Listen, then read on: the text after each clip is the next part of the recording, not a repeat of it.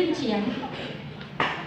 รีกับคือมันเจ็บแล้วมันทรมานแบบสุดๆเลยหนักกว่าคลอดลูกเอาอย่างนี้ดีกว่า3 วันเสร็จปุ๊บติดเชื้อเดินไม่ได้ค่ะทรมานมากได้น้องๆดาวไลน์และอัพทั้งหลายไปช่วยดูแล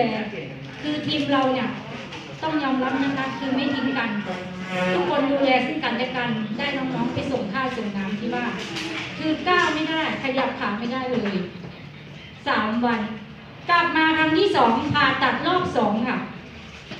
ผ่าตัดรอบ2ก็ก้าวขาไม่ได้อีกเดินไม่ได้อัดน้ำว่านอย่างเดียวค่ะเช้าเที่ยงเย็นกลางคืน4 มื้อขอโทษนะคะเรามาคือติดเชื้อเนี่ยคุณหมอจะไม่มียาอะไรรักษาให้เราเลยเราต้องดูแลตัวเองไปถึงบ้านเสร็จปุ๊บน้ำว่าน1 แก้วค่ะเทราดเลยค่ะตรงแผลเราอันนี้ความลับสำหรับผู้หญิงไม่ต้องหัวเราะอะไรนี่เรื่องจริงคือเรารอดตายก็เพราะน้ำว่านเทราดเลยค่ะตรงแผลเนี่ยพอสักประมาณ1 ชั่วโมงมันจะยืดหยุ่นนะคะปรับสภาพเราก็จะค่อยๆก้าวขาได้แล้วก็เดินได้นะคะ